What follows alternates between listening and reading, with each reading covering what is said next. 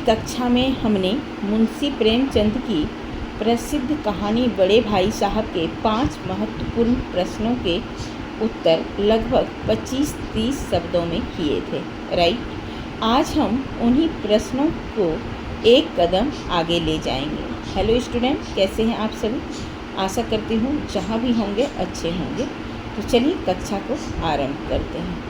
आज हमारा लक्ष्य केवल उत्तर को लंबा करना नहीं है, बल्कि उत्तर में जो पूछा जा रहा है प्रश्न, उसके कारण, उदाहरण और कहानी से ही जुड़ी बातों को सही तरीके से उत्तर को लिखना है। प्रश्न पूछा जा रहा है कि निम्नलिखित प्रश्नों के उत्तर 50-60 शब्दों में लिखिए ख से। तो याद रखिए स्टूडेंट, 50-60 शब्दों का उत्तर लिखने का मतलब यह नहीं है कि हम अनावश्यक बातें जोड़कर उसमें आलतू फालतू बातें लिखना है। हमें प्रश्नों के अनुसार ही सटीक, क्रमबद्ध और प्रभावशाली उत्तर लिखना है। तो चलिए, तैयार हैं? अपनी कॉपी, नोटबुक निकालिए और ध्यान से समझिए कि 25-30 शब्दों के उत्तर को हमने कैसे लिखा था, और उसी प्रश्न के तरह 50-60 शब्दों में अगर लिखने कह रहा है, यानी लिखने बोल दिया जाए, तो हमें उसे कैसे विस्तार से लिखना है। स्टूडेंट, सबसे पहले प्रश्नों को ध्यान से पढ़िएगा, फिर सोचिएगा कि प्रश्न हमसे क्या पूछ रहा है। उसके बाद ही उत्तर की शुरुआत सीधे प्रश्न के उत्तर से करेंगे। ये कैसा सवाल है? आपको लग रहा होगा कि ये सीधे प्रश्नों के उत्तर से कैसे करेंगे। बिल्कुल सही सोचा आपने। जैसे पूछ रहा है, बड़े भाई की डांट, प्रश्न को पढ़ते हैं। बड़े भाई की डांट फटकार अगर ना मिलती तो क्या छोटा भाई कक्षा में अव्वल आता? क्वेश्चन मार्क, यानी प्रश्न मार्क दिया हुआ है, प्रश्न चिन्ह। अपने विचार प्रकट कीजिए। प्रश्न हमें कह रहा है कि बड़े भाई की डांट फटकार अगर नहीं मिलती, ना मिलती मतलब नहीं मिलती, तो क्या छोटा भाई कक्षा में अव्वल आता? अव्वल मतलब प्रथम आता। अब अपने विचार में कह रहा है। अपने विचार में मतलब जो किताब में दिया है उसके तरीके से बिल्कुल कॉपी नहीं करनी है। अपने मन में जो उसका आपको उत्तर आता है, उसको तरीके के साथ लिखना है। अब जैसे शुरुआत में सीधे प्रश्न के उत्तर से करेंगे, तो हमको उत्तर में भी वैसे ही लिखना है कि बड़े भाई की डांट फटकार अगर ना मिलती तो, ऐसे करके आपको लिखना होगा। उसका कारण और प्रसंग बताएंगे, और अंत में कहानी से जो रिलेटेड बात है, यानी संबंधित बात है, उसको लिखकर हम उत्तर पूरा करेंगे। समझ में आ गया? चलिए तो शुरू करते हैं। तो पहला प्रश्न हमने पढ़ा कि बड़े भाई की डांट फटकार अगर नहीं मिलती तो क्या छोटा भाई कक्षा में अव्वल आता? बिल्कुल नहीं आता। नहीं आता ना? तो इसका उत्तर ऐसे ही लिखना है कि नहीं, यदि बड़े भाई की डांट, प्रश्न से ही उत्तर लिखना है आपको। इसीलिए कहते हैं कि पहले सीधे प्रश्न से उत्तर लिखना शुरू कीजिए, ताकि एग्जामिनर जब कॉपी चेक करे तो उसे लिखने में नहीं, उसको कॉपी चेक करने में आसानी हो सके। तो लिखना है नहीं, यदि बड़े भाई की डांट फटकार नहीं मिलती तो छोटा भाई शायद कक्षा में अव्वल नहीं आता है। इतना सा 2 लाइन जो है, 2 पंक्ति जो है, प्रश्न से ही उत्तर लिखना है। लेकिन प्रश्न नहीं उतारना है, बल्कि जवाब दे के लिखना है। जैसे कह रहा है कि डांट फटकार अगर नहीं मिलती तो क्या छोटा भाई अव्वल आता, तो लिखेंगे नहीं, यदि बड़े भाई की डांट फटकार नहीं मिलती तो छोटा भाई शायद कक्षा में अव्वल नहीं आता, यानी प्रथम नहीं आता। बड़े भाई साहब, अब कह रहा है अपने मन में विचार, अपने विचार के लिखिए। तो अपना विचार प्रकट कैसे करेंगे? तो जो आप पढ़े हैं बुक्स में यानी किताब में, पुस्तक में, उसी के अकॉर्डिंग आपको लिखना है आंसर। ठीक है, तो क्या लिखेंगे? बड़े भाई साहब उसे पढ़ाई के प्रति गंभीर रहने और समय का सदुपयोग करने को हमेशा कहते थे। उन्हीं के डांट से छोटा भाई अपनी गलतियों को भी समझता था और पढ़ाई पर बिल्कुल ध्यान नहीं देता था। वह खेलने में इतना मशहूर रहता था कि अपने पढ़ाई छोड़कर खेल पे हमेशा उसका ध्यान आकर्षित करता रहता था। लेकिन बड़े भाई साहब हमेशा उसको डांट फटकार करते रहते थे ताकि इससे क्लास में अच्छा आए। अब लिखेंगे, इसलिए उसकी सफलता में बड़े भाई की सीख और अनुशासन का महत्वपूर्ण योगदान था। ये था हमारा अपने विचार में प्रकट करने वाले प्रश्न और उत्तर। समझ में आ गया? चलिए, अगर क्लियर है तो नेक्स्ट प्रश्न की ओर बढ़ते हैं। दूसरा प्रश्न है जो कि बहुत इम्पोर्टेंट नहीं है, आती भी नहीं है, आएगी भी नहीं, फिर भी पढ़ना ज़रूरी है। इस पाठ में यानी जितना भी पाठ, पूरा पाठ पढ़े आप, लेखक ने समूची शिक्षा के किन तौर तरीके पर व्यंग किया है? क्या आप उनके विचार से सहमत हैं? यानी जितना भी पूरे पाठ पढ़े हम बड़े भाई साहब का, उसमें शिक्षा के क्या तौर तरीके पर व्यंग किया है उसके बारे में आपको लिखना है। तो लिखेंगे, उत्तर हो जाएगा इसका, लेखक ने इस पाठ में ऐसी शिक्षा व्यवस्था पर व्यंग किया है जिसमें रटने, परीक्षा में अच्छे अंक लाने और केवल किताबी ज्ञान यानी किताबी क्रीड़ा को अधिक महत्व दिया गया है। विद्यार्थी की समझ और व्यवहारिक ज्ञान पर पर्याप्त ध्यान नहीं दिया जाता है। इसमें ऐसा ही था क्योंकि उसमें व्यवहारिक ज्ञान नहीं था, सिर्फ किताब को फोकस कर रहा था। तो मैं लेखक के विचार से सहमत हूँ क्योंकि शिक्षा का उद्देश्य सिर्फ केवल परीक्षा पास करना नहीं होता है, बल्कि ज्ञान, समझ और अपने कौशल को विकास करना भी आवश्यक है, यानी विकास करना चाहिए।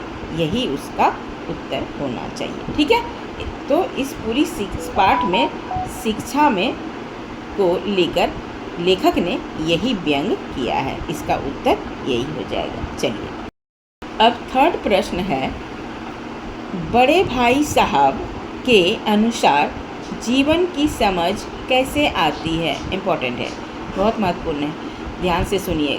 प्रश्न क्या कह रहा है? बड़े भाई साहब के अनुसार जीवन की समझ कैसे आती है? तो क्या हो जाएगा? बड़े भाई साहब के अनुसार जीवन की, प्रश्न से ही उत्तर लिखना, पहला पंक्ति ध्यान रखिएगा, मैं बार बार बोल रही हूँ।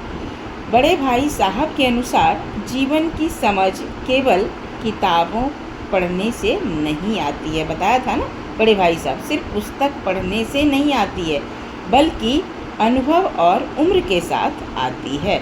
उन्होंने स्वयं बहुत सी किताबें पढ़ी थी। कौन? बड़े भाई साहब। लेकिन जीवन में अनेक उन्होंने परिस्थितियों को देखी, बहुत मुसीबत से वो पढ़े थे क्योंकि माँ पिताजी थे नहीं जो उनके पढ़ाई के लिए पैसे भेजते थे, वही पैसे से खर्च करके अपना जीवन यापन और छोटे भाई साहब को भी पढ़ाते रहते थे। उनके अनुसार बड़े लोगों को संसार का अधिक अनुभव होता है। उन्होंने एग्जाम्पल दिया था एक हेडमास्टर साहब का, याद है? तो उन्होंने एक बताया था कि देखो, उनको संसार का, बड़े बुजुर्ग जो होते हैं उनको संसार का बहुत अनुभव होता है, इसलिए छोटी उम्र के व्यक्ति को उसकी सीख और अनुभव का सम्मान करना चाहिए। यही है उसका उत्तर। तो इसमें जीवन के बारे में बताया था। तो बड़े भाई साहब जब छोटे भाई साहब को समझा रहे थे तो बहुत एग्जाम्पल देके बताया था कि उनके देखो, हेडमास्टर साहब को देखो इतने पैसे मिलते हैं, तभी भी उनके कैसे जीवन यापन, उनकी जो थी लक्ष्मी थी, उनकी माँ या दादी जो भी थी, वो बहुत खर्च करके पैसे बचाकर वो पढ़ाती थी और अपना जीवन यापन भी करता था। तो ये बड़े भाई साहब छोटे भाई साहब को समझाते रहते थे। क्लियर है? अब नंबर 4 प्रश्न कहता है कि छोटे भाई के मन में बड़े भाई साहब के प्रति श्रद्धा क्यों उत्पन्न हुई? ये इम्पोर्टेंट है। छोटे भाई साहब के मन में बड़े भाई साहब के प्रति श्रद्धा क्यों उत्पन्न हुई? जब हम लास्ट पैराग्राफ पढ़ रहे थे, लास्ट पेज में, वहीं से ये प्रश्न पूछा गया है कि क्या उनके मन में श्रद्धा क्यों उत्पन्न हो गई। पहले तो वैल्यू नहीं देते थे, बोलते थे कि ये तो ऐसे, ये खुद नहीं पढ़ते हैं तो हमें क्या डांटेंगे, ये तो हम पढ़ नहीं, खेल कूद करके भी पास हो जाते हैं, लेकिन ये पढ़कर भी फेल हो जाते हैं। तो उनके मन में लास्ट में क्या प्रति श्रद्धा उत्पन्न हुई? तो लिखेंगे, छोटे भाई के मन में बड़े भाई साहब के प्रति श्रद्धा इसलिए उत्पन्न हुई क्योंकि बड़े भाई साहब उसे हमेशा पढ़ाई के प्रति गंभीर रहने और जीवन में अनुशासन का महत्व समझाते थे। हमेशा उनको समझाते रहते थे। वे स्वयं कठिन परिश्रम करते थे और छोटे भाई की सफलता की चिंता करते रहते थे। वो पढ़कर भी फेल हो जाते थे, लेकिन उनको हमेशा चिंता किसकी खाई रहती थी? छोटे भाई साहब को। अगर ये नहीं पढ़ा तो ये बर्बाद हो जाएगा, क्योंकि ये ज़्यादा खेल कूद में मस्ती करता था। उनको लगता था कि मैं पढ़ता हूँ, इतना मेहनत करता हूँ, मैं तो कुछ कर ही लूँगा, लेकिन ये तो हमेशा खेलते रहता है, कुछ इसका ध्यान हमेशा पतंग पे, गुल्ली डंडा पे रहता है, पता नहीं ये क्या करेगा, मम्मी पापा है नहीं। तो वो एक बड़े भाई को एक जिम्मेवारी लेके उनको समझाते रहते थे। तो वही कह रहे हैं, और उसके डांट के पीछे भी छोटे भाई के प्रति, लेकिन जब भी वो डांटते तो थे, लेकिन फिर भी उनको छोटे भाई के प्रति प्रेम, स्नेह और भलाई की भावना के प्रति श्रद्धा रहता था। यानी उनके अंदर मन में एक चलता था, उनको इतना प्यार था दोनों भाई में कि उनको जो है उनके प्रति उनके श्रद्धा उत्पन्न करती रहती थी। चलिए अब बढ़ते हैं नेक्स्ट नंबर 5, बड़े भाई की स्वभावगत विशेषताएं बताइए। नॉट इम्पॉर्टेंट, ये बिल्कुल नहीं है, ये हमेशा नहीं ही आती है। जो महत्वपूर्ण है वो आपको हम बता रहे हैं। ये बड़े भाई की स्वभावगत, फिर भी पढ़ लेते हैं, विशेषताएं बताएं। तो इसकी क्या विशेषताएं थी? स्वभाव मतलब होता है उनका नेचर, उनकी विशेषता, उनके कैरेक्टर के बारे में बताइए। तो क्या लिखेंगे? बड़े भाई साहब के स्वभाव की प्रमुख विशेषताएं थी। क्या क्या विशेषताएं थी बड़े भाई साहब की? नेचर उनका कैसा था? गंभीरता, अनुशासन, मेहनती, जिम्मेदारी और छोटे भाई के प्रति प्यार, स्नेह, इतना उनकी विशेषताएं थी। वे पढ़ाई को बहुत महत्व देते थे बड़े भाई साहब, शायद इसीलिए वो हमेशा पढ़ते भी रहते थे और चाहते थे कि छोटा भाई भी मन लगाकर पढ़े। वे उसे डांटते अवश्य थे, लेकिन उनकी डांट में भी उनका प्यार बसा हुआ था और उनकी भविष्य की चिंता हमेशा बनी रहती थी कि अगर ये नहीं पढ़ेगा, इसी तरह खेल कूद में मस्तीखोर करता रहेगा, तो वो जीवन में कभी आगे नहीं बढ़ पाएगा। उनको एक पेरेंट्स का रूप में लेकर उनको चिंता सताए जाते थे छोटे भाई साहब। समझ में आ गई? चलिए, वैसे इम्पॉर्टेंट नहीं है, लेकिन जानना ज़रूरी है। नंबर 6 कहता है, बड़े भाई साहब ने जिंदगी के अनुभव और किताबी ज्ञान में से किसे और क्यों महत्वपूर्ण कहा है? इस प्रश्न में 3 बातें आती है। क्या क्या आती है? बड़े भाई साहब ने जिंदगी के अनुभव, पहला जितनी भी जिंदगी उन्होंने जिया उनमें क्या अनुभव किया, और किताबी ज्ञान में से, हमेशा पढ़ाकू था, पुस्तक से उनका इतना प्यार था, हर हमेशा उनकी किताबें जो उनके सामने खुली रहती थी, उसमें से किसे और क्यों महत्वपूर्ण कहा है? यही बात का उत्तर आपको लिखना है। तो क्या हो जाएगा? बड़े भाई साहब ने जिंदगी के अनुभव को किताबी ज्ञान से अधिक महत्वपूर्ण माना है। उनको किताब से लगाव था, इसलिए अपनी ज़िंदगी के अनुभव से उनको किताबी ज्ञान ज़्यादा महत्वपूर्ण है। उनके अनुसार केवल किताबें पढ़ लेने से मनुष्य को जीवन की सही समझ नहीं मिलती है।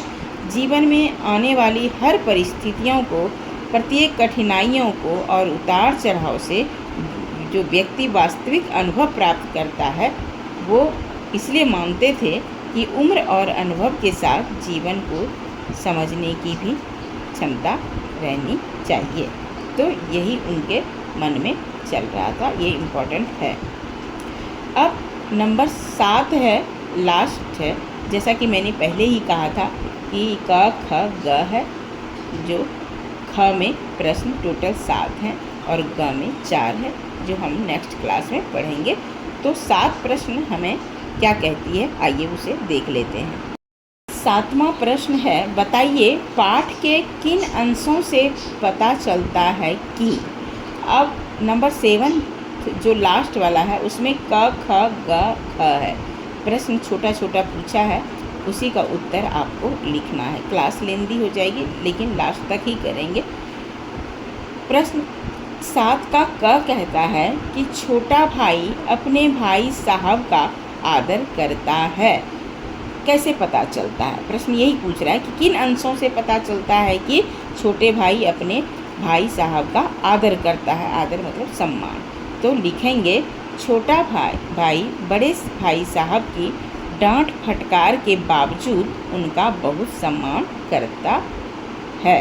कौन करता है? छोटा भाई साहब। हालांकि बड़े भाई साहब हमेशा छोटे भाई साहब को डांटते रहते थे, लेकिन फिर भी उनका सम्मान वो करते थे।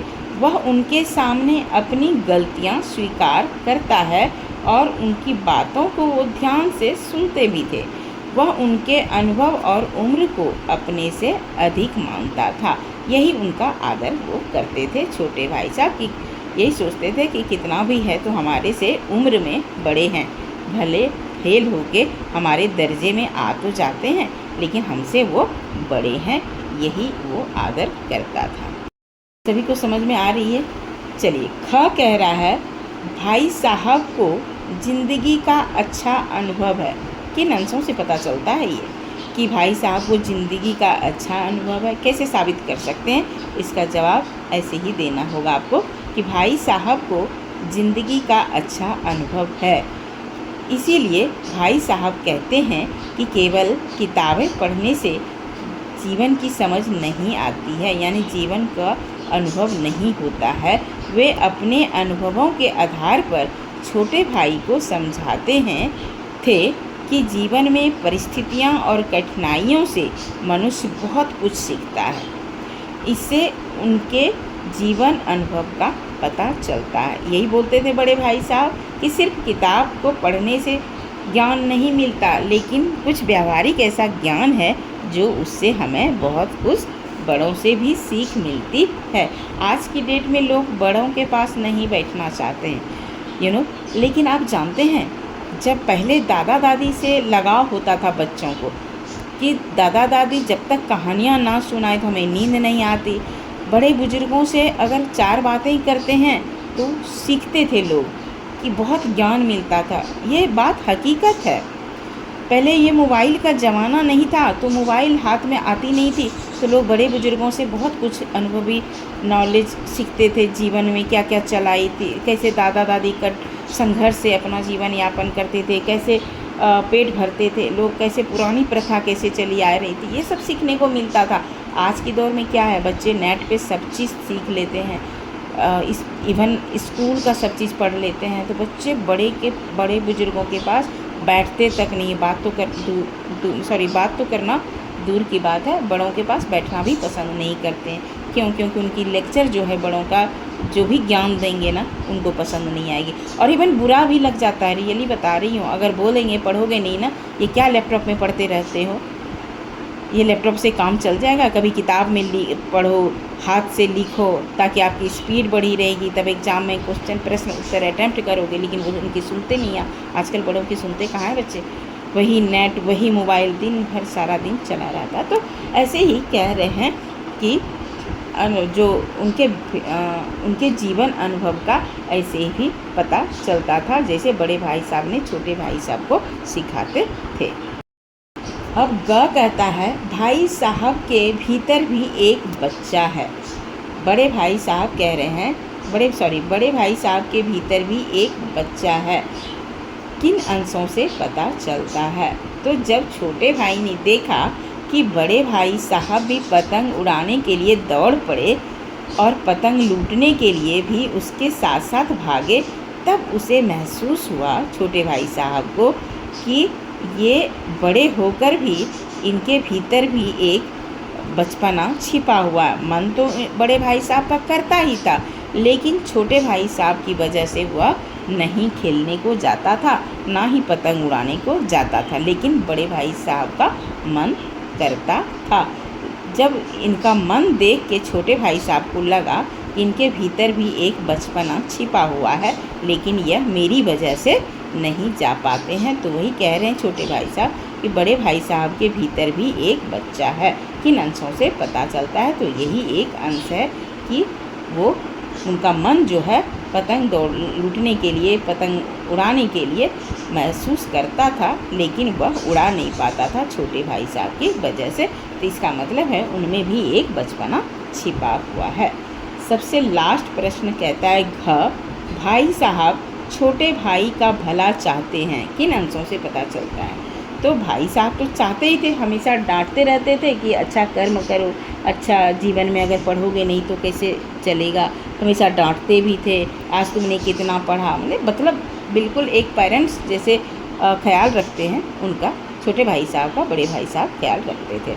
तो उत्तर में लिखेंगे कि बड़े भाई साहब बार बार छोटे भाई को पढ़ाई में मन लगाने, समय का सदुपयोग करने और अनुशासन में रहने की सलाह देते थे। उनकी डांट और कठोर बातें वास्तव में छोटे भाई के भविष्य की चिंता और उसके भले की भावना से वो प्रेरित करते रहते थे। ठीक है, ये था हमारा 7 का क ख ग घ। यहीं तक पढ़ेंगे, बहुत क्लास लेंदी हो जाएगी, और अगली कक्षा में ग पढ़ेंगे जिसमें कि प्रश्न 4 होते हैं। उसके बाद कुछ व्याकरण है, कोशिश करूँगी कि मैं वहाँ तक भी आपको करा दूँगी, क्योंकि प्रश्न व्याकरण में भी जो भी आते हैं एक्स्ट्रा अब नहीं देते हैं और अब हम इसी बुक से ही, आपके किताब से ही देते हैं प्रश्न में, ताकि बच्चा को पढ़ा हुआ है इसलिए वो लिख पाएंगे। तो स्टूडेंट, आज हमने सीखा कि अच्छे उत्तर की पहचान कैसे किया जाए, सिर्फ संख्या से नहीं बल्कि उसके सही विचार और प्रस्तुति से होती है। कहने का मतलब, हमें अगर 25-30 शब्दों के उत्तर को लिखना है तो कैसे लिखेंगे, और उसी प्रश्न को 50-60 शब्दों तक अगर बढ़ा के लिखने बोल रहा है तो हम उसको कैसे उत्तर लिखेंगे। हमारे उत्तर में कारण, प्रसंग और भाव स्पष्ट जरूर होनी चाहिए। मैं आप सभी को आज जितना भी प्रश्न पढ़ाई हूँ, मैंने अपने ऐसे ही मौखिक रूप से पढ़ाया, और आपको कैसे पढ़ना है इसको कॉपी में जितना भी पढ़ाया गया है उसको लिखेंगे अपने हैंडराइटिंग में, और लिखते समय ध्यान रखिएगा उत्तर प्रश्न के अनुसार हो, भाषा सरल हो, और कहानी का जो मेन लिखने का मुद्दा हो वो हमेशा नहीं छूटना चाहिए। कहने का मतलब, जो प्रश्न पूछ रहा है उसका उत्तर उसमें ज़रूर शामिल होना चाहिए। उसके बाद ही उसी से 50-60 शब्दों में अगर कह रहा है तो डिटेल में जाएंगे, लेकिन उसी से संबंधित, ऐसा नहीं कि उत्तर तो लिख दिया और कहीं से भी अनाप शनाप भर के उसे 50-60 लाइन शब्दों में कर लेंगे। उसके बाद लिखना है उसी प्रश्न से, जो प्रश्न पूछा जा रहा है वो नहीं छूटना चाहिए।